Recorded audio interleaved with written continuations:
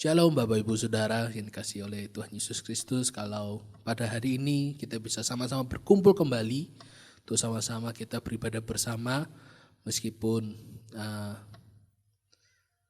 kita beribadah secara online, tapi kami percaya bahwa Roh Kudus itu nggak ada batasnya. Bahkan Bapak Ibu ketika di rumah atau di tempat masing-masing bisa merasakan hadirat Tuhan. Terima kasih Tuhan.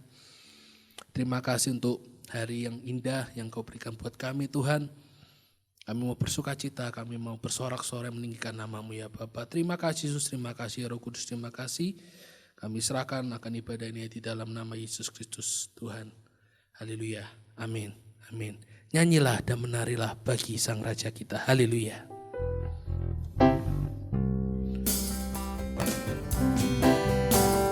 Nyanyilah dan menarilah bagi Sang Raja.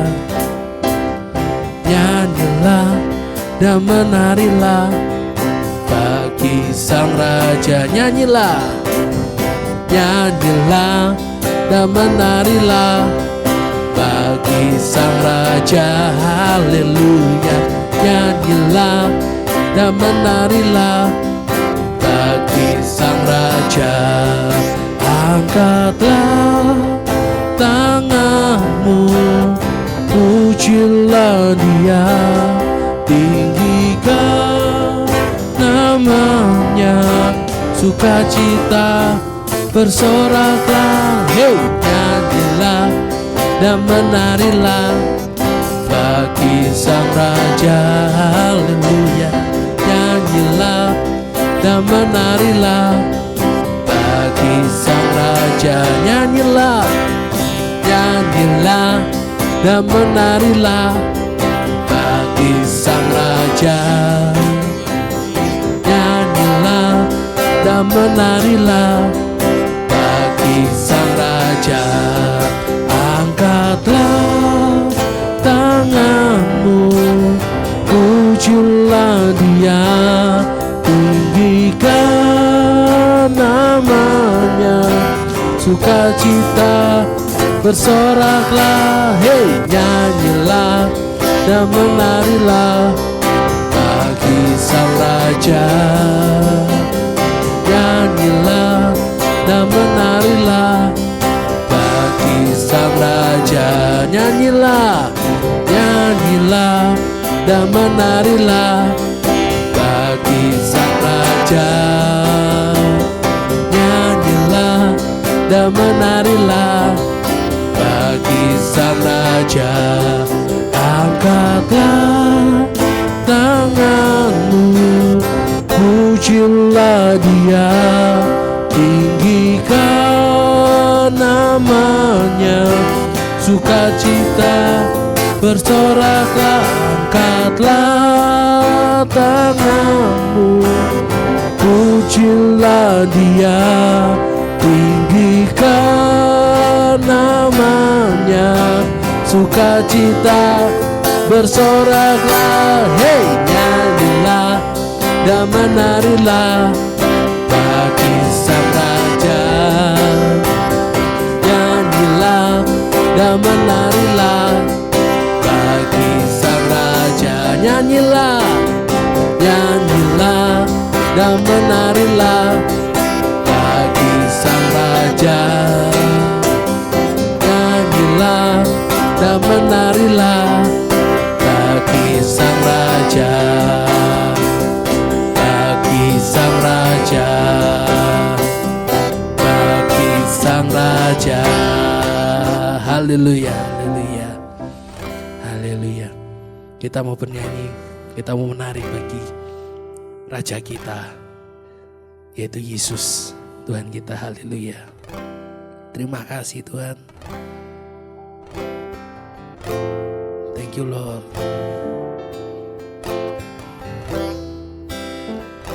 Terima kasih untuk kasih-Mu Tuhan. Terima kasih untuk kebaikan-Mu. Kami mengasihi-Mu Tuhan. Terima kasih untuk penyertaan-Mu di musim-musim sebelumnya Tuhan. Kami bersyukur karena Engkau sangat baik di hidup kami Tuhan. Haleluya Tuhan.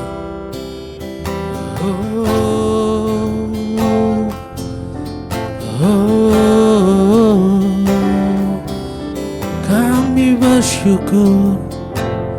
Haleluya.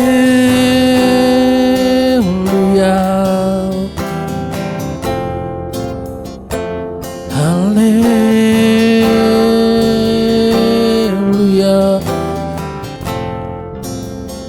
Kami sembah,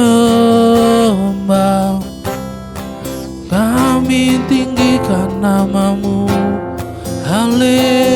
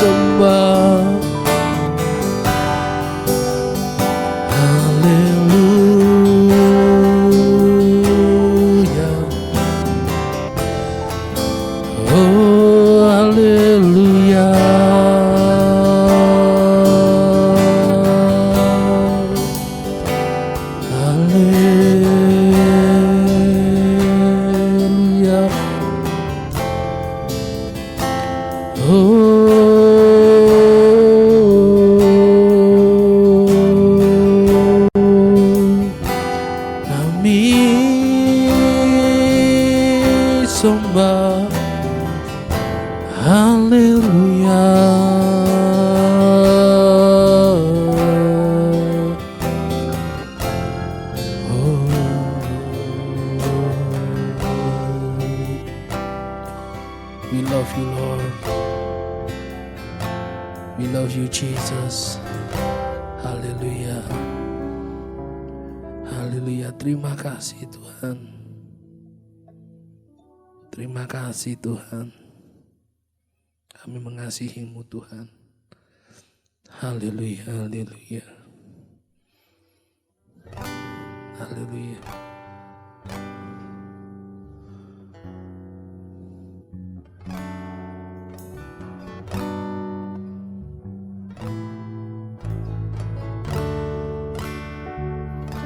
Lord.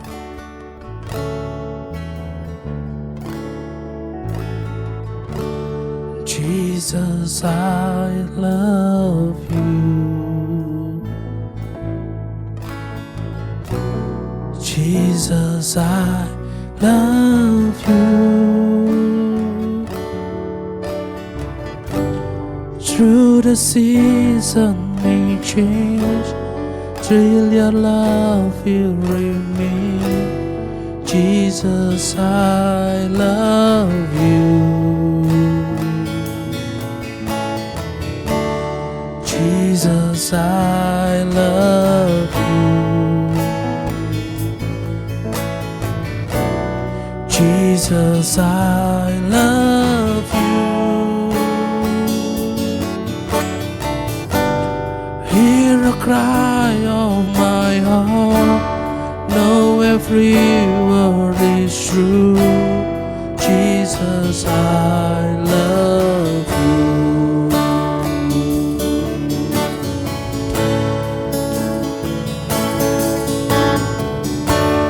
Jesus, I love you. Kami mengasihi-Mu Tuhan. Jesus, I love you.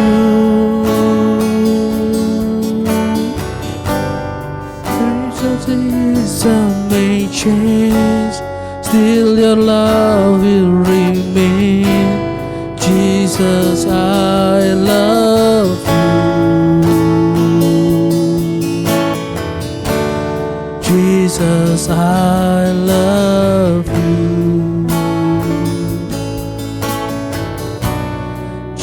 Jesus, I love you. Hear the cry of my heart, know every word is true. Jesus, I love you. Jesus, I love you. Jesus, I love you. Jesus, I love you.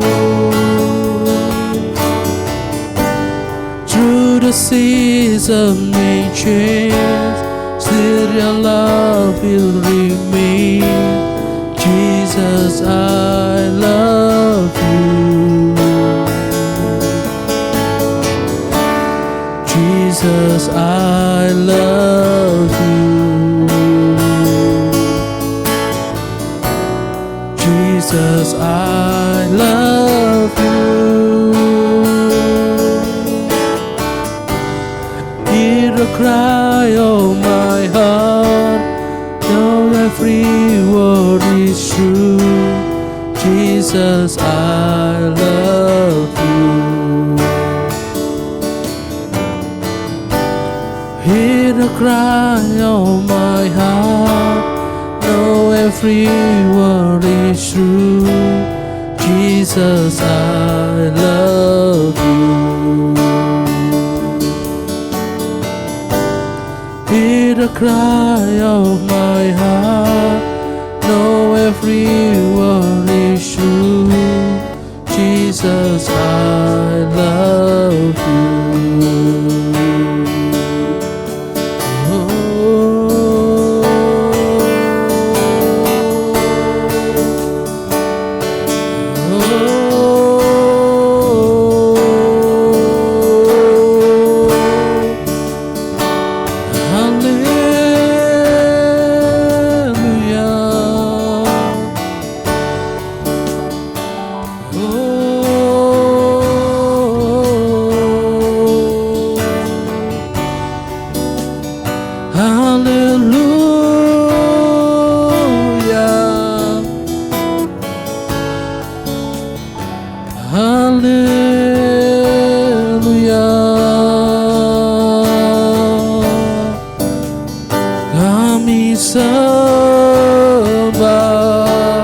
Kami sembah Tuhan, haleluya.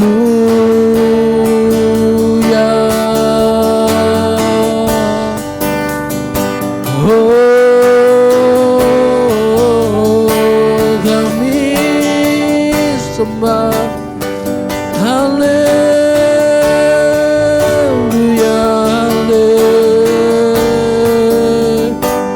haleluya. Kami sembah Tuhan, terima kasih, haleluya.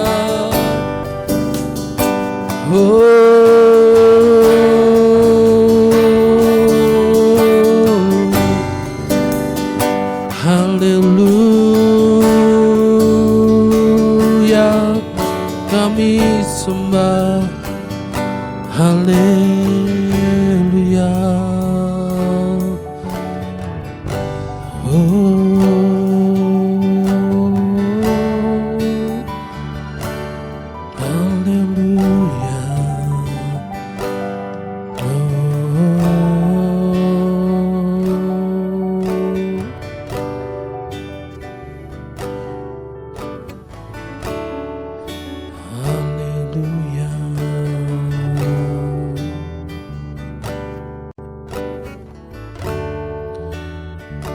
Terima kasih.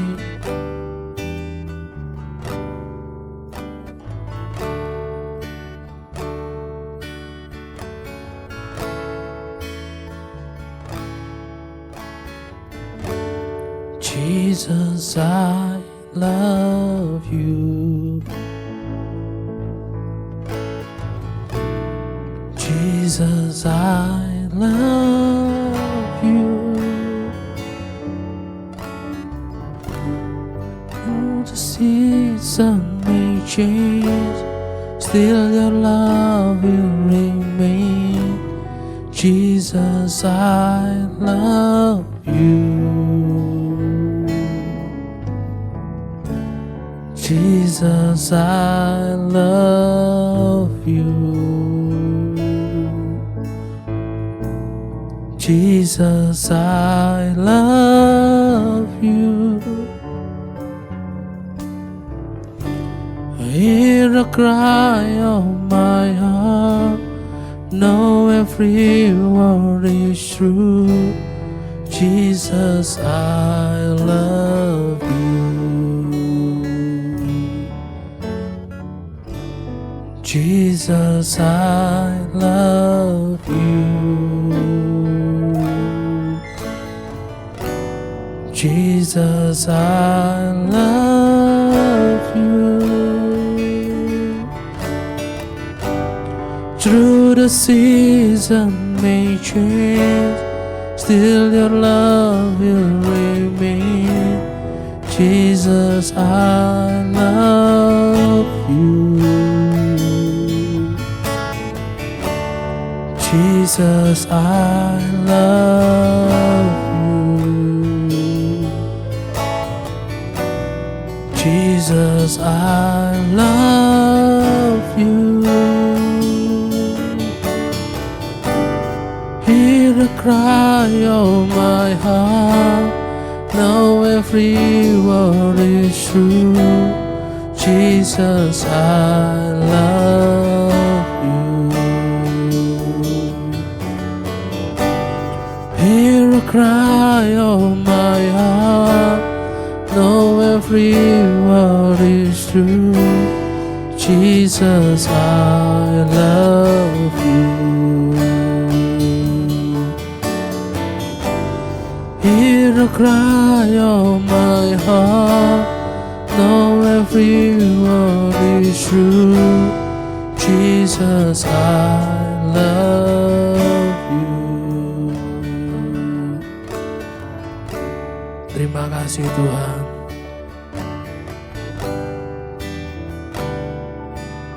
Kami mengasihi-Mu Tuhan, kami mengasihi-Mu Tuhan. Terima kasih untuk atas kasih-Mu Tuhan yang begitu besar buat hidup kami Tuhan. Dari musim ke musim kami bisa menikmati Engkau Tuhan, kami bisa merasakan akan kasih-Mu Tuhan. Terima kasih Tuhan, terima kasih.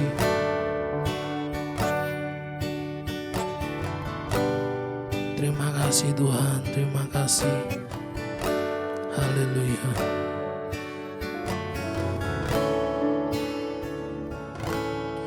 Bagimu pujian, hormat kemuliaan, Kaulah kebanggaan di dalam hidupku. Janji-Mu bersinar, buktikan Kau besar. Tiada yang seperti-Mu Yesus Tuhanku.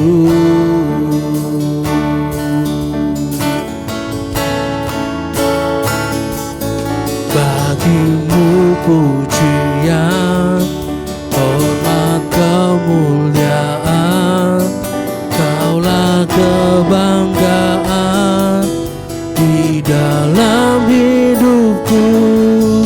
Janji-Mu bersinar, buktikan Kau besar. Tiada yang seperti-Mu Yesus Tuhanku. Oh, bagi-Mu pujian, hormat kemuliaan, Kaulah kebanggaan di dalam hidupku. Janji-Mu bersinar, buktikan Kau besar.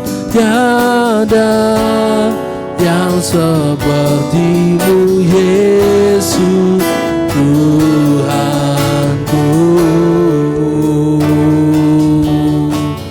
Oh, bagi-Mu pujian, hormat, kemuliaan, Kaulah kebanggaan di dalam hidupku.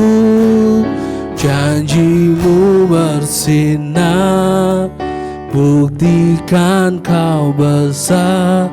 Tiada yang seperti-Mu Yesus Tuhanku.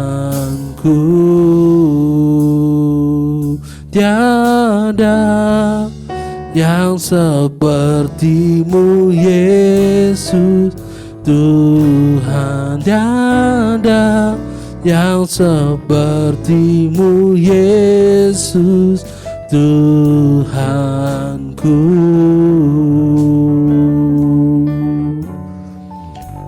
Oh, terima kasih Tuhan. Tiada yang seperti Engkau Tuhan. Tiada yang seperti-Mu ya Yesus.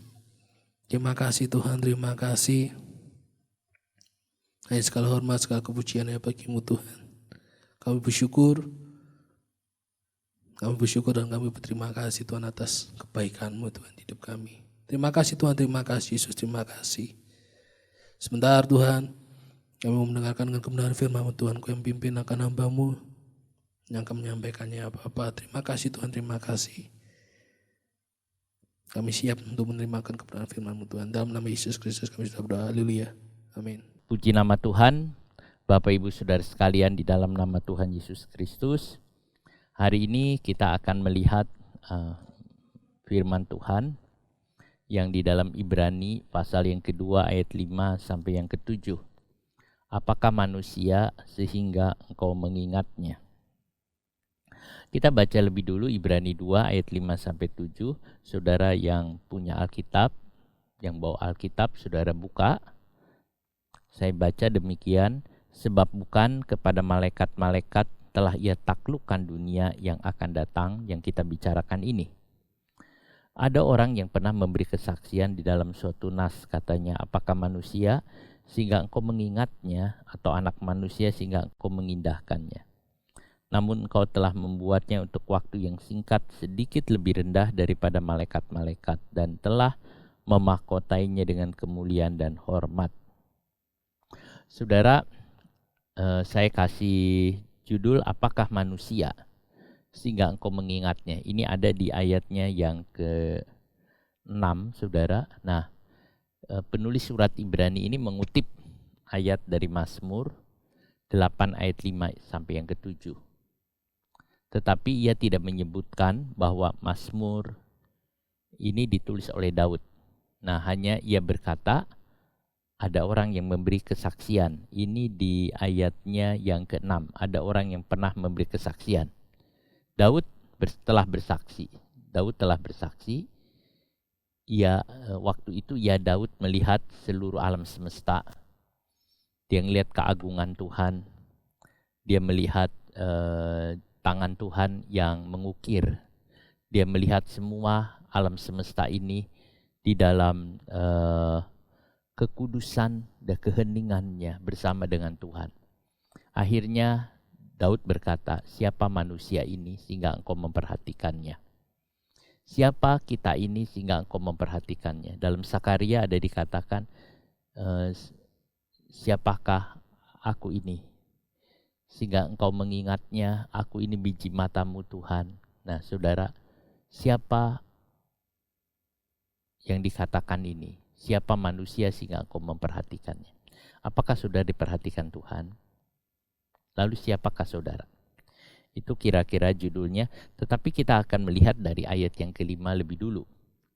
Sebab bukan para malaikat, dia telah menaklukkan dunia yang akan datang, yang tentangnya kita membicarakannya. Ini saya kutip dari ILT, Indonesia Literal Translation. Sebab bukan bagi para malaikat dia telah menaklukkannya. Dunia yang akan datang, saudara. Jadi ada dunia yang akan datang. Jadi penulis surat Ibrani sedang membicarakan dunia yang akan datang. Dan dunia yang akan datang ini bukan diberikan kepada malaikat. Atau apakah dunia yang akan datang ini? Seperti apakah dunia yang akan datang ini? Saudara, itu kira-kira. Saudara mengharapkan dunia yang akan datang seperti apa? Dunia atau banyak para ahli mengharapkan macam-macam dunia yang akan datang. Teknologi yang maju dan sebagainya. Jadi, di dalam ayat yang kelima ini, saya akan membicarakan tentang satu dunia yang akan datang. Dua, Yesus menaklukkan dunia yang akan datang. Dan ketiga, dunia yang akan datang bukan untuk para malaikat. Nah, kita lihat ini. Dunia yang akan datang, apakah dunia yang akan datang itu? Seperti apa? Saudara, banyak orang mendambakan dunia yang akan datang. Ada film-film yang menunjukkan dunia yang akan datang. Saudara, dunia tahun berapa di mana dunia ini dikuasai oleh robot. Di mana teknologi sudah luar biasa hebatnya. Memangnya saudara, teknologi semakin maju. Kita lihat dari perkembangan teknologi di dunia digital itu sangat luar biasa. Bahkan kita bisa ngelihat ada kendaraan tanpa supir. Banyak itu ada yang hebat-hebat saudara terjadi. Mungkin dalam tahun-tahun mendatang penemuan-penemuan itu juga membingungkan, menakutkan juga saudara. Nah, para ilmuwan bilang mungkin dunia yang akan datang ini teknologinya tinggi. Semua menggunakan robot. Ada yang menyebut ini zaman mungkin super modern. Dunia yang tidak ada malam.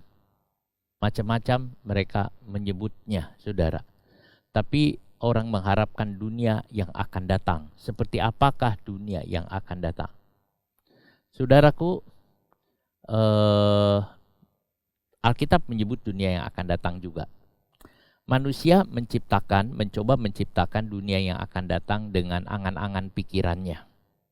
Dengan segala macam keilmuannya. Tetapi yang firman Tuhan katakan dunia yang akan datang ini sebenarnya kerajaan 1000 tahun saudara. Kalau manusia membuat atau menyebut dunia yang akan datang itu belum. Itu bukan yang Alkitab sebut. Itu yang manusia sebut. Mungkin saudara tahun-tahun berapa mungkin sekarang 2022. Mungkin 2030 udah beda lagi. Karena kecepatan informasi yang sangat hebat. Lalu kemudian dunia komputerisasi sudah sangat luar biasa. Dari sekarang 5G langsung naik lagi saudara nanti ke 7G. Lalu kemana kita tidak tahu. Sangat cepat luar biasa dan itu akan dipakai dalam banyak hal. Sehingga menciptakan dunia yang sangat berbeda. Mungkin 2030 udah kelihatan dunia seperti apa saudara. Udah lain sekali. Nah, tetapi itu bukan dunia yang akan datang yang Alkitab bilang. Dunia yang akan datang itu adalah satu kerajaan. Kerajaan itu lamanya 1000 tahun. Dan seringkali disebut kerajaan damai. Kerajaan itu dipimpin oleh Tuhan Yesus sendiri. Nah, kerajaan yang tidak ada kejahatan. Kerajaan iblis tidak ada. Setan tidak ada. Saudara, bagaimana satu kerajaan atau negara tidak ada setan sama sekali. Saudara, yang membuat kekacauan dunia adalah di belakangnya seringkali ada setan. Yang membuat kerusakan, yang membuat udara tidak nyaman, seringkali setan. Tetapi kalau setan tidak ada, bagaimana saudara akan menghirup udara? Rasa-rasanya segar sekali. Belum kejahatan tidak ada. Sehingga dunia itu aman, saudara. Mungkin saja sudah tidak ada lagi penjara, tidak ada lagi yang lain, saudara. Itu zaman yang sangat indah. Ini bukan dongeng, tetapi ini sudah tertulis dalam Alkitab. Kerajaan 1000 tahun itu akan terjadi. Nah, kapan terjadi dunia yang akan datang? Kapan terjadi dunia yang akan datang? Saudara, sekarang saudara hidup di zaman sekarang, ini dunia sekarang ini. Bahkan kita hidup di akhir zaman, di dunia di akhir zaman ini, dunia yang sekarang ini, yang saudara tempati ini, itu ada. Saudara, itu jalan terus. Nah, itu tahapan yang ada. Nah, dunia ini akan berjalan terus. Mungkin dengan super modernnya silahkan jalan terus sampai ke satu zaman yang disebut zaman antikris atau Jacob Trouble, satu masa yang sangat sukar. Ada satu masa, saudara, zaman yang sangat sukar. Zaman itu sangat sukar sekali. Bukan hanya harga-harga naik, bukan hanya tetapi pemerintahan betul-betul sangat otoriter atau apa, tapi diperintah oleh seseorang yang namanya antikris. Saudara, zaman antikris itu disebut zaman yang sangat sulit dalam Alkitab. Lamanya zaman antikris itu 3,5 tahun. Nah, setelah zaman antikris, Tuhan Yesus datang dengan orang-orang sucinya. Dia datang dengan orang sucinya dan turun ke dunia. Setelah itulah baru yang disebut dunia yang akan datang, kerajaan 1000 tahun. Saudara, di zaman antikris dunia begitu sangat gelap. Karena iblis merajalela luar biasa. Kekuasaan iblis di-loss oleh Tuhan, dilepaskan. Sehingga iblis tidak tertahankan lagi. Dia menyiksa manusia. Dia menyiksa dengan hebatnya. Lalu setelah Tuhan Yesus datang dengan orang-orang sucinya, lalu barulah masuk di dalam kerajaan 1000 tahun. Inilah pemerintahan Yesus Kristus. Jadi kita bicara soal dunia yang akan datang adalah kerajaan 1000 tahun, di mana Tuhan akan memerintah selama 1000 tahun. Dunia yang sekarang, saudara, bagaimana dengan dunia sekarang? Kalau kita melihat tentang perintah Tuhan kepada Adam, di dalam kitab Kejadian pasalnya yang pertama, bahwa Tuhan menyuruh Adam memerintah dunia ini. Allah memberkati mereka, lalu Allah berfirman kepada mereka, beranak cuculah dan bertambah banyak, penuhilah bumi, taklukkanlah itu. Taklukkanlah itu, kuasai. Taklukkanlah itu bumi itu, taklukkan. Tuhan menyuruh Adam menguasai, menaklukkan. Tetapi dalam riwayat, Adam gagal dalam mengerjakan hal ini. Sebab apa? Sebab Adam berbuat dosa. Untuk bisa mengatasi dunia ini, hanya satu, yaitu hidup di dalam Tuhan. Adam gagal. Dia keluar dari jalur Tuhan. Dia tidak taat kepada Tuhan. Lalu kemudian dia meninggalkan Taman Eden. Saudara, itu sebab dosa. Karena manusia berbuat dosa, maka iblis berkuasa atas manusia. Dosa membuat iblis berkuasa atas manusia. Saudara, tanpa manusia berbuat dosa, iblis tidak bisa apa-apa. Kalau ada orang hidupnya suci, hidupnya benar, tidak berbuat dosa, iblis tidak bisa apa-apa. Iblis hanya bisa bekerja di dalam orang yang berdosa, saudara. Nah, karena manusia berbuat dosa, sehingga manusia tidak bisa mengatur dunia ini, maka iblis yang menguasai dunia ini. Efesus 6:12 mengatakan iblis adalah penghulu di udara. Dia adalah penghulu dunia ini. Nah, itu yang ada. Sehingga saudara, dunia yang sekarang ini sebenarnya itu masih dikuasai oleh iblis, saudara. Nah, kalau manusia berbuat dosa, iblis bisa bekerja dalam diri manusia. Nah, itu sebabnya kalau ditanya mengapa dunia ini dikuasai atau kosmos ini dikuasai oleh iblis. Karena isinya dunia ini orang berdosa. Karena isinya orang berdosa. Yang tidak bisa dikuasai oleh iblis adalah anak-anak Tuhan, orang percaya. Orang yang hidupnya benar, orang yang percaya tidak dikuasai. Sebab itu di dunia ini saudara ada dua orang. Satu orang berdosa yang dikuasai oleh iblis sehingga dunianya itu dikuasai oleh iblis. Dan yang kedua adalah anak-anak Tuhan. Anak-anak Tuhan tidak dikuasai oleh iblis. Dunianya di dalam tangan Tuhan. Dan iblis tidak bisa mengerjakan apapun. Jadi saudara terhadap anak-anak Tuhan, terhadap saudara orang percaya, iblis tidak berkuasa. Saudara punya kekuasaan lebih daripada iblis. Sebab kita punya Tuhan. Nama di atas segala nama. Dengan nama Tuhan itulah iblis tidak berdaya. Mungkin ada orang berkata, apakah orang Kristen bisa kena santet? Saudara, kalau dia tidak ada dosa, dia percaya kepada Yesus tidak mungkin. Sebab apapun tidak bisa menyentuh orang yang tidak berbuat dosa. Tapi kalau dia berbuat dosa terus-terusan, itu bisa. Itulah sebabnya harus hati-hati dalam hidup ini. Kita punya penebus. Kalau saudara ada salah, cepat datang kepada Tuhan. Nah, puncaknya pekerjaan iblis di dalam dunia ini apa? Zaman antikris. Puncaknya itu zaman antikris. Di sana iblis merajalela luar biasa. Banyak orang binasa. Banyak orang kerasukan setan. Banyak orang yang sangat jahat. Kejahatan hebat dan hebat. Dan iblis akan membiarkan kejahatan ini. Ini zaman yang sangat menakutkan bagi semua orang. Terlebih bagi orang Kristen yang tertinggal. Wah, itu berat sekali. Sangat berat sekali.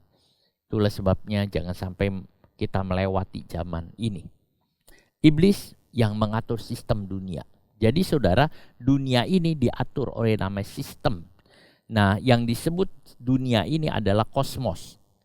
Kosmos adalah sistem dunia, saudara. Jadi dunia ini adalah kosmos, sistem dunia. Dunia ini diatur oleh iblis. Pakai segala macam dia punya. Kekuatan teknologi dan yang lainnya, saudara.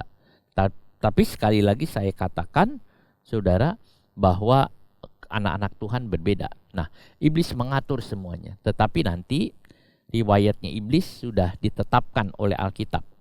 Bahwa sesudah atau pada saat Tuhan Yesus datang, iblis ditangkap, lalu kemudian dibuang ke dalam lubang tanpa alas atau abusos, dan dipenjarakan di sana selama 1000 tahun.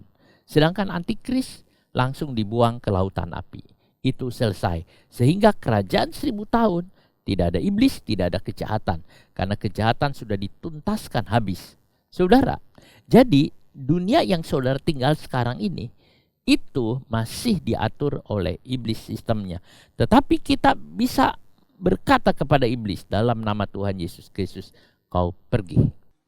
Kita punya kuasa dan otoritas atas ular dan kalajengking, atas kekuasaan setan. Kita diberi oleh Tuhan kuasa dan kita adalah pemenang, saudara. Sebab itu jangan takut. Apapun saudara hadapi, katakan di dalam nama Tuhan Yesus Kristus. Saudara, kerajaan 1000 tahun itu adalah kerajaan di mana Tuhan Yesus memerintah. Semua memerintah, saudara, sebagai raja di atas segala raja. Tuhan Yesus akan memerintah di dunia ini, saudara. Ini kerajaan di mana Tuhan Yesus. Nah, inilah yang saya sebut dunia yang akan datang. Semua sistem pemerintahan adil. Dan Tuhan itu keras. Sehingga tidak ada dosa dan kejahatan. Tuhan memerintahkan dengan sangat, saudara. Sehingga bisa ketahuan kalau ada orang berbuat dosa. Baru ada timbul di dalam hati saja sudah ketahuan. Nah, saudara, iblis sudah dipenjara 1000 tahun. Orang yang berbuat jahat sudah mati. Inilah kerajaan damai. Hadirat Tuhan di mana-mana. Hadirat Tuhan ada di jalan. Hadirat Tuhan ada di perkotaan. Hadirat Tuhan ada di pegunungan. Hadirat Tuhan di mana-mana. Kerajaan 1000 tahun ada gunung, ada kota, ada semua, saudara. Hadirat Tuhan ada di mana-mana. Sebegitu kuatnya hadirat Tuhan. Sampai diumpamakan seperti air menutup lautan. Seperti air menutup lautan, saudara. Saudara, kita lihat, saudara, itu yang kita bisa lihat. Nah, pemerintahan ini tidak diberikan kepada malaikat. Kerajaan 1000 tahun bukan untuk malaikat. Kerajaan 1000 tahun itu untuk manusia. Manusia akan memerintah bersama dengan Tuhan Yesus. Manusia akan memerintah. Lalu siapa yang memerintah? Semua orang kudus. Tuhan Yesus dan semua orang-orang kudus, baik yang ikut dalam pengangkatan maupun yang bangkit pada saat Tuhan Yesus datang. Jadi saudara, pada saat Tuhan Yesus datang akan ada kebangkitan orang mati. Lalu mereka bangkit, saudara, naik. Dan juga yang ikut pengangkatan, dia yang akan memerintah dalam kerajaan 1000 tahun. Yang kedua, semua orang kudus. Sejak Adam berkumpul, saudara, sejak Adam berkumpul bersama-sama. Jadi semua orang kudus sejak zaman, saudara, mula-mula. Sejak zaman di awal, mereka berkumpul semua, saudara. Dan satu perhimpunan yang sangat besar. Satu perhimpunan yang sangat besar, yang terdiri dari berapa ribu tahun yang lalu, saudara. Mereka orang-orang yang percaya kepada Yesus Kristus, mereka kumpul semua. Kita melihat begitu banyak orang, saudara. Kita bisa melihat begitu banyak orang-orang kudus. Kita melihat begitu banyak orang-orang, saudara, yang hidupnya benar. Nah, yang sudah menang dalam perlombaan iman. Sudah menang dalam perlombaan iman. Sekarang kita masih dalam berlomba, saudara. Mereka sudah berlomba dan menang. Biarlah kita juga berlomba dan menang. Biar saudara ikut dalam perlombaan iman ini. Dan saudara menang dalam perlombaan ini. Terus di sini dikatakan Yesus menaklukkan dunia. Yesus sudah menaklukkan dunia. Saudara, Yesus sudah menaklukkan dunia. Menaklukkan dunia sekarang untuk dunia yang akan datang. Menaklukkan atau hupotasso itu artinya tetap berada di bawah kekuasaan. Iblis pernah menawarkan dunia kepada Yesus. Dunia yang sekarang, yang kosmos ini, saudara. Pada waktu itu Yesus diperlihatkan oleh iblis seluruh dunia yang ada. Lalu iblis berkata, kalau engkau menyembah aku kasih seluruh dunia itu aku kasih kepadamu. Yesus mau ditawarkan menjadi penghulu dunia. Tetapi Tuhan mengatakan, jangan mencobai Tuhan Allah. Jangan mencobai. Saudara, iblis juga lari. Kita lihat, waktu iblis menawarkan, Yesus tolak. Yesus tolak semua. Dan Yesus menang terhadap dunia ini. Yesus menolak kemauan iblis. Yesus menolak tawaran iblis. Setelah Yesus mati di kayu salib, iblis sudah tidak berdaya lagi. Setelah Yesus mati di kayu salib. Sebab itu yang ada. Yesus mati tujuannya hanya satu. Supaya dia bisa masuk ke alam maut. Pada waktu Yesus mati, saudara, di kayu salib.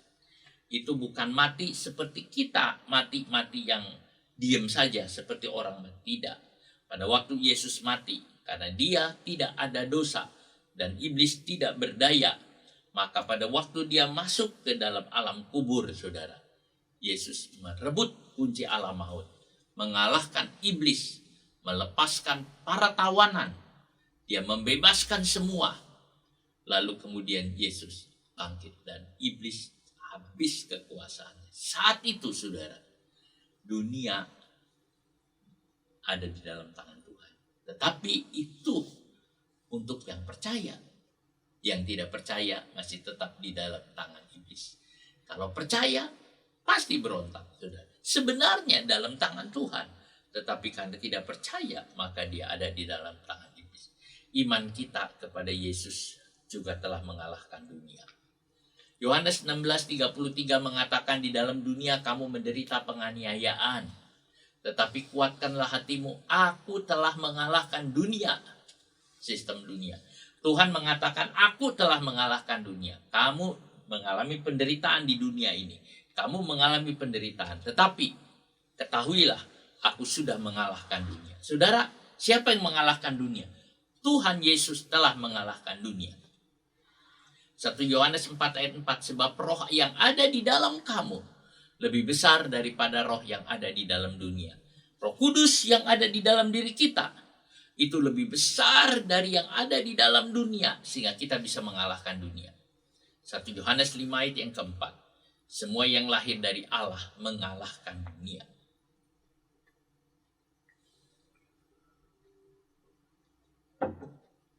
Semua yang lahir dari Allah mengalahkan dunia. Dan inilah kemenangan yang mengalahkan dunia, iman kita. Apa yang bisa mengalahkan dunia? Bukan kekuatan kita, bukan keperkasaan kita, bukan kesanggupan kita, tetapi yang bisa mengalahkan dunia hanya satu, iman kita. Siapa yang bisa mengalahkan dunia? Yaitu iman kita. Iman kita bisa mengalahkan dunia, saudara. Saudara punya iman, iman kita mengalahkan dunia. 1 Yohanes 5 ayat 5, orang yang percaya kepada Yesus itu bisa mengalahkan dunia. Apakah saudara bisa mengalahkan dunia? Ya. Apakah saudara bisa mengalahkan keinginan dunia? Ya. Apakah saudara bisa mengalahkan sistem dunia? Ya. Siapa? Iman. Iman kita kepada Yesus. Iman kita kepada Yesus, maka kita bisa mengalahkan dunia. Apa untungnya kita mengalahkan dunia? Kalau kita bisa mengalahkan dunia, kita tidak hidup dalam kekuasaan dunia. Kita hidup dalam kekuatan Allah, dan dunia tidak berhak atas kita. Dunia ingin menyeret semua orang Kristen masuk ke dalam sistem kekuasaan iblis, saudara. Tetapi kita yang punya iman, kita bisa mengalahkan dunia. Iman yang beri menang, iman yang beri menang, iman yang beri menang, yang kalahkan dunia. Iman itu mengalahkan dunia. Saudara, kerajaan 1000 tahun bukan untuk para malaikat. Malaikat memang punya otoritas yang cukup besar. Tuhan memberikan ke mereka malaikat, saudara, di dunia ini. Saudara, bahkan dunia dikuasai oleh setan. Setan adalah malaikat yang jatuh. Tetapi kemenangan Tuhan atas dunia ini bukan untuk malaikat. Yesus mati bukan untuk malaikat. Saudara, Yesus mati bukan untuk malaikat, melainkan untuk manusia, supaya manusia bisa memerintah dunia ini. Supaya manusia mempunyai percaya diri, percaya kepada Yesus. Supaya manusia mempunyai kekuatan, supaya manusia mempunyai kemampuan, saudara, untuk menghadapi semua ini. Jadi kalau kita lihat, supaya manusia bisa mempunyai kekuatan kesanggupan. Saudara, Adam telah kehilangan hak untuk memerintah, tapi Yesus telah merebutnya dan menghancurkan kekuasaan iblis. Saudara, itu kita lihat dalam kerajaan 1000 tahun, malaikat tidak turut memerintah. Semua pemerintahan dalam tangan Tuhan dan umat. Kita akan memerintah. Kita akan menjadi raja-raja kecil bersama dengan Tuhan. Kita akan memerintah dalam kerajaan 1000 tahun. Luar biasa. Tidak ada pemilihan. Tetapi Tuhan sendiri yang menetapkan. Saudara, ayat yang ke-6 dan 7. Ada orang yang pernah memberi kesaksian di dalam suatu nas. Katanya, apakah manusia sehingga engkau mengingatnya, atau anak manusia sehingga engkau mengindahkannya? Namun engkau telah membuatnya untuk waktu yang singkat, sedikit lebih rendah daripada malaikat, dan telah memahkotainya dengan kemuliaan dan hormat. Saudaraku, ayat ini mengatakan ada orang yang pernah memberi kesaksian di dalam suatu nas. Siapa? Ini Daud.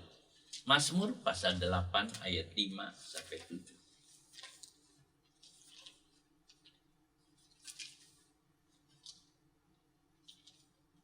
Mazmur 8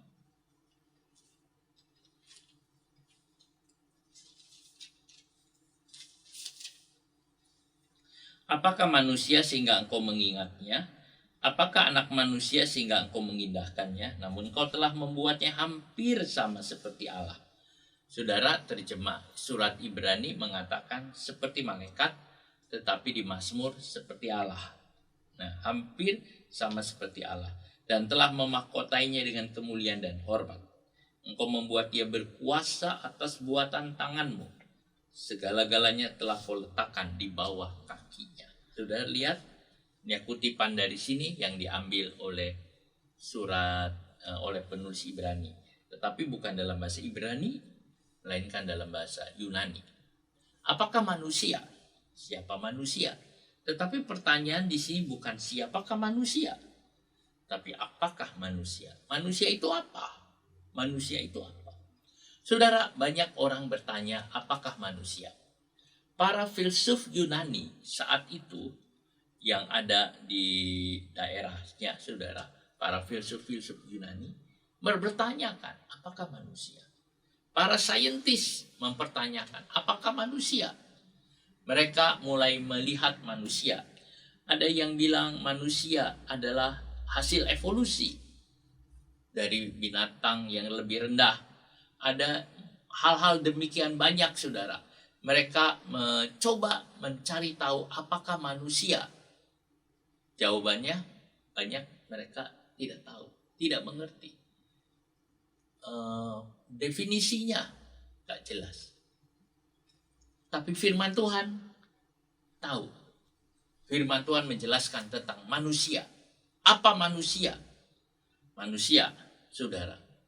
Tuhan bilang siapa manusia atau apakah manusia? Manusia adalah gambar Allah.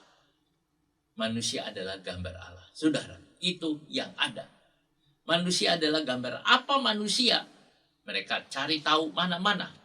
Tapi Alkitab bilang gambar Allah. Ada orang yang menganggap rendah manusia. Mereka menyamakan manusia dengan apa? Macam-macam. Saudara, ada orang yang menganggap manusia itu ya buang saja. Begitu banyak di dalam catatan-catatan saudara, berita-berita orang yang mati diaborsi.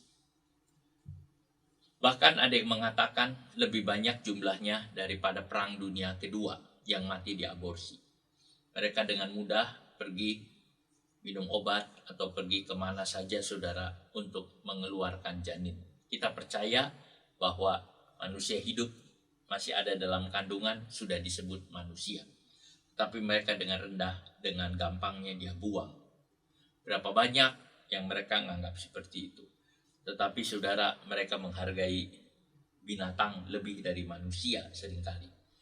Saudara, ada ikan paus terdampar, lalu dengan biaya yang sangat banyak, mereka menyelamatkan seekor ikan paus untuk kembali ke laut lagi.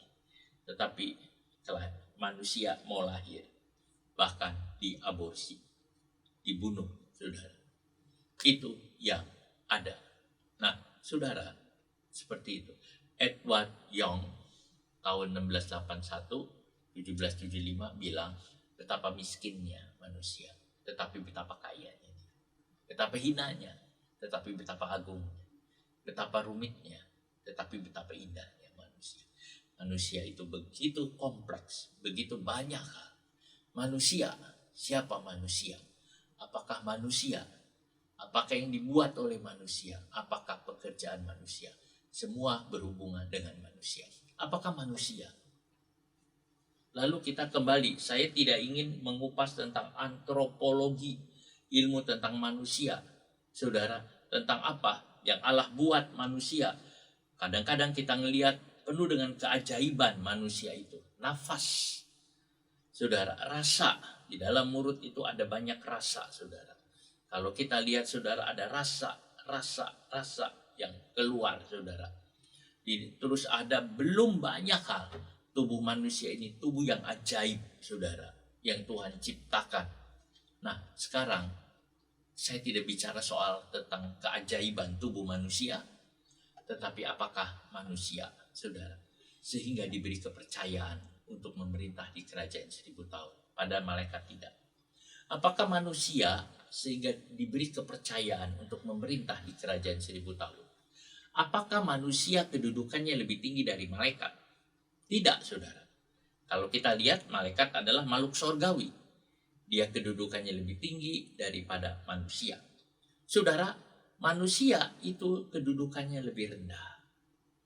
Tetapi karena pekerjaan Tuhan Yesus, maka kedudukan manusia bisa lebih tinggi dari malaikat, lebih mulia. Jadi sebenarnya saudara, kita ini, saya saudara, kedudukannya itu lebih rendah dari malaikat. Makanya ada orang mengatakan, wah malaikat itu sesuatu yang diagungkan. Ada orang-orang yang suka bertanya kepada malaikat dan segalanya, saudara. Tetapi saudara, malaikat bagi orang yang percaya kepada Tuhan Yesus, kedudukannya lebih tinggi dari malaikat. Sebab itu kita tidak boleh kita juga datang kepada malaikat meminta sesuatu. Tetapi kita meminta kepada Tuhan, karena kita lebih tinggi daripada malaikat, saudara. Kenapa kita bisa lebih tinggi? Karena pekerjaan Tuhan Yesus. Sebenarnya letaknya cuma satu, saudara. Iman. Saat saudara dengan saya punya iman di dalam Yesus, saat itu saudara kedudukannya lebih tinggi dari malaikat. Sangat indah. Kedudukan kita lebih tinggi daripada malaikat. Apakah manusia sehingga Tuhan mengingatnya? Ini kata pemazmur dan juga kata surat Ibrani. Apakah manusia sehingga Tuhan mengingatnya? Sehingga Tuhan memperhatikannya, sehingga Tuhan mengunjunginya. Apakah saudara? Sehingga Tuhan mengingat saudara. Sehingga Tuhan mengunjungi saudara. Siapa saudara? Kita kadang-kadang mengatakan, Tuhan, aku tidak layak. Saudara, kalau kita lihat dari Yohanes Pembaptis, dia sering berkata, aku tidak layak. Menguraikan kasutnya saja tidak layak. Seperti kalau kita melihat firman Tuhan, saudara, saya juga berkata, saya tidak layak sebenarnya membuka Alkitab, membuka firman Tuhan, memberitakan firman Tuhan. Saya tidak layak. Siapa saya sehingga Tuhan memberi kepercayaan untuk memberitakan firman Tuhan? Siapa manusia? Manusia itu sebentar lagi habis. Makanya dikatakan manusia itu seperti uap. Langsung lenyap, langsung habis. Manusia itu seperti rumput yang layu. Sudah lihat rumput yang muncul, lalu kemudian kering, habis, lalu hilang. Seperti itulah kalau kita lihat manusia. Ada orang menghargai manusia, mungkin dia mau menimbang, menjadikan manusia, bahan-bahan kimianya manusia dicoba. Berapa harganya katanya. Tetapi mengapa Tuhan mengingatnya? Dan jangan lupa saudara, mengapa Tuhan menghargai manusia sehingga berani membayar harganya yang mahal. Begitu pentingkah manusia di hadapan Allah? Begitu pentingkah manusia di hadapan Allah sehingga manusia juga bahkan dijadikan teman sekerja Allah? Begitu pentingkah manusia? Ya, saudara. Pertanyaan Daud yang hanya bisa dijawab oleh Tuhan sendiri. Kadang-kadang kita berkata, siapakah aku ini Tuhan? Mengapa aku ini Tuhan? Siapa aku ini Tuhan? Saudara, sehingga Tuhan memperhatikan seperti itu. Pertanyaan, saudara, siapa kita? Kasih. Semua karena kasih. Kasih Tuhan. Siapakah saudara? Sehingga Tuhan memperhatikannya. Bahkan Alkitab mengatakan rambut di kepala pun Tuhan hitung. Saudara, kalau Tuhan menghargai saudara, bukankah kita juga harus menghargai diri hidup kita? Bukankah kita harus menghargai diri kita? Banyak orang tidak menghargai diri. Mereka putus asa. Mereka hidup dalam dosa. Mereka hidup dalam tekanan sebab mereka hidup dalam sistem dunia. Kalau saudara melihat ada orang yang hidupnya dikuasai oleh hawa nafsu, dikuasai oleh narkoba, narkotika dan sebagainya, dikuasai oleh mabuk-mabuk, dikuasai oleh pornografi, dikuasai oleh semua yang ada di dunia. Dia sudah ada masuk dalam sistem kosmos yang dikuasai oleh iblis. Tetapi kalau orang yang hidup dalam Tuhan tidak, dia sudah menang. Nah saudara, siapa? Kita lihat Tuhan yang menghargai kita. Dia ingin mengangkat kita. Dia ingin membawa kita. Saudara, Tuhan menghargai saudara. Dalam Ibrani 2 ayat yang ke-7. Saya baca lagi Ibrani 2 ayat yang ke-7.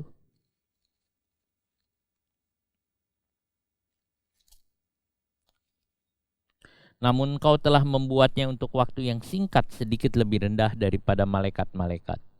Dan telah memahkotainya dengan kemuliaan dan hormat. Saudara, singkat hidup kita ini. Ya, selagi kita hidup di dunia yang singkat ini, memang kita lebih rendah dari malaikat. Tetapi sebenarnya kita tidak lebih rendah dari malaikat, tapi kita lebih tinggi. Sebab Tuhan, kita hanya sesingkat. Berapa umur hidup saudara? Umur hidup saudara di dunia ini mungkin saya 62 tahun. 62 tahun ini saudara hidup saya di dunia ini. Saya lebih rendah dari malaikat. Tetapi nanti di dalam kekekalan saya lebih tinggi dari malaikat. Sebab saya bersama Yesus. Saudara, memang semula manusia itu lebih rendah dari malaikat. Malaikat itu makhluk sorga. Manusia itu makhluk bumi. Tentu makhluk sorga lebih tinggi. Semuanya lebih tinggi. Malaikat tidak perlu kendaraan, tidak perlu semua barang-barang yang diperlukan manusia. Tetapi Tuhan menetapkan manusia untuk memerintah. Betapa agungnya Tuhan, betapa baiknya Tuhan. Tuhan mengangkat manusia. Sehingga manusia diberi mahkota kemuliaan. Tuhan angkat saudara dari lumpur dosa. Bukan hanya dari lumpur dosa, Tuhan angkat saudara diselamatkan. Dan Tuhan akan angkat saudara jauh lebih mulia lagi, saudara, dari makhluk sorga. Kita adalah makhluk bumi. Makhluk yang dibilang seperti uap. Kita orang yang hidup di dalam bergelumuran dosa. Tetapi Tuhan ambil kita dari kotoran, dari genangan dosa. Dia bawa kita naik. Bukan hanya naik sekedar di bumi saja, tapi naik terus. Bahkan melampaui malaikat. Itulah Tuhan. Apakah karena manusia dibuat menurut gambar Allah, sehingga manusia itu lebih dari malaikat? Bukan hanya itu. Tetapi yang utama adalah karena dia percaya kepada Yesus. Saudara, percaya kepada Yesus itu satu luar biasa. Sesuatu luar biasa. Itu yang mengubah hidup manusia. Tetapi ayat ini juga bisa dipakai untuk Kristus. Sebab Yesus menjelma menjadi manusia. Kristus dalam waktu yang singkat, dia juga turun lebih rendah dari malaikat. Selama 3,5 tahun, Yesus lebih rendah dari malaikat. Sebab dia memakai tubuh manusia yang berdosa. Walaupun dia tidak hidup dalam dosa. Tetapi dia memakai tubuh yang lemah. Tubuh yang efeknya dosa. Sehingga Tuhan Yesus bisa lelah. Tuhan Yesus perlu makan. Yesus di bumi selama 3,5 tahun. Ia lebih rendah dari malaikat 3,5 tahun. Tetapi di dalam hal keagungan, jauh Yesus lebih tinggi. Dan malaikat pun menghormati. Waktu Yesus lahir, malaikat berseru di sorga, kemuliaan bagi Allah di tempat yang maha tinggi. Lalu kemudian pada waktu Yesus puasa, kata Markus 1:12, para malaikat melayani. Yesus memang lahir di palungan. Dia mati di kayu salib. Tampak lebih rendah. Tetapi saudara, itu juga mulia. Hanya seketika saja. Manusia seketika. Mungkin bukan 3 tahun setengah. Saya mungkin sudah 60 tahun. 62 tahun. Saya hidup. Itu pun cuma seketika. Tetapi nanti saya akan masuk kerajaan 1000 tahun. 1000 tahun lamanya. Bahkan bukan hanya masuk kerajaan 1000 tahun. 1000 tahun lamanya. Di kerajaan 1000 tahun saya akan memerintah bersama dengan Tuhan Yesus. Saudara akan memerintah bersama dengan Tuhan Yesus. Lalu setelah kerajaan 1000 tahun, saya juga akan masuk ke sorga dan bumi yang baru. Dan saya tinggal bersama Tuhan Yesus selama-lamanya, kekal selama-lamanya.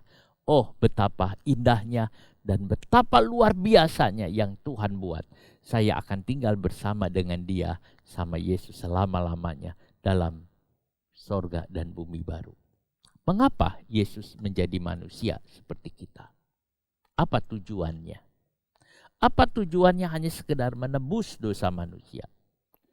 Saudara, apa tujuannya seperti ini? Tetapi supaya Yesus bisa mengangkat kita menjadi seperti Allah. Kata Mazmur 8 ayat 6. Yesus memberi kedudukan yang tinggi, bahkan kita bisa duduk bersama dengan Bapa. Oh, sangat indah dan luar biasa. Bersama Yesus kita diangkat tinggi. Yesuslah yang membawa kita naik dan mulia. Saudara, hidup kita di dunia ini hanya sementara. Sebentar, 66. Saudara, 66 umurnya, umur saya 62. Mungkin kita tidak tahu berapa, sampai umur berapa, saudara. Itulah kita ada. Luar biasa, luar biasa. Cara Yesus itu luar biasa. Saudara, sangat indah. Kita akan menyanyikan satu nyanyian. Hidup ini adalah kesempatan.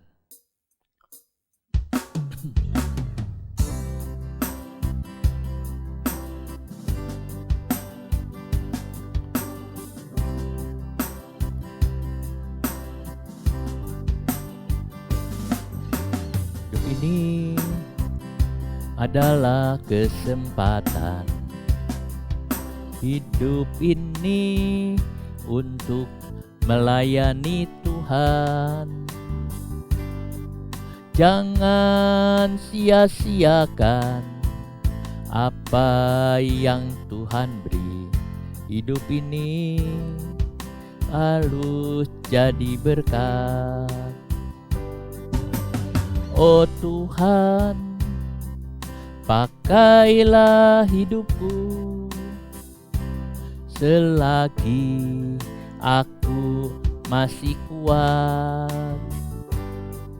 Jangan sia-siakan tuh yang Tuhan beri. Hidup ini harus jadi berkat. Hidup ini adalah kesempatan. Hidup ini untuk melayani Tuhan. Jangan sia-siakan apa yang Tuhan beri. Hidup ini harus jadi berkat. Tuhan, pakailah hidupku selagi aku masih kuat. Jangan saatnya nanti ku tak berdaya lagi. Hidup ini sudah jadi berkat. Katakan lagi sekali lagi. Hidup ini adalah kesempatan. Hidup ini untuk melayani Tuhan. Jangan sia-siakan apa yang Tuhan beri. Hidup ini harus jadi berkat. Oh Tuhan, pakailah hidupku selagi aku masih kuat. Bila saatnya nanti ku tak berdaya lagi, hidup ini sudah jadi berkat. Oh Tuhan, pakailah hidupku selagi aku masih kuat. Bila saatnya nanti ku tak berdaya lagi, hidup ini sudah jadi berkat. Hidup ini sudah jadi berkat. Terima kasih Bapa di sorga. Kami tahu Tuhan, Engkau memakai kami, Engkau mengangkat kami, ajar kami mengerti apa yang Tuhan kerjakan dalam hidup kami. Terima kasih Tuhan untuk firman-Mu hari ini. Engkau telah mengangkat kami seperti itu. Engkau memperhatikan kami, Engkau mempunyai rencana atas hidup kami. Terima kasih Bapa, ajar kami menghargai hidup ini lebih dari apapun yang ada. Tuhan, karena Engkau punya rencana dalam hidup kami. Terima kasih banyak Bapa, tanamkan firman-Mu di dalam hati kami. Sebentar Tuhan, kami ingin menyelesaikan ibadah hari ini. Tuhan menyertai kami. Terpujilah akan nama-Mu Bapa. Terima kasih. Saudaraku yang kekasih, dalam nama Tuhan Yesus Kristus, pulanglah dan terimalah berkat kasih karunia dari Tuhan Yesus Kristus, kasih dari Allah Bapa dan persekutuan dalam Roh Kudus menyertai saudara sekalian mulai sekarang sampai selama-lamanya. Demi nama Tuhan Yesus. Amin.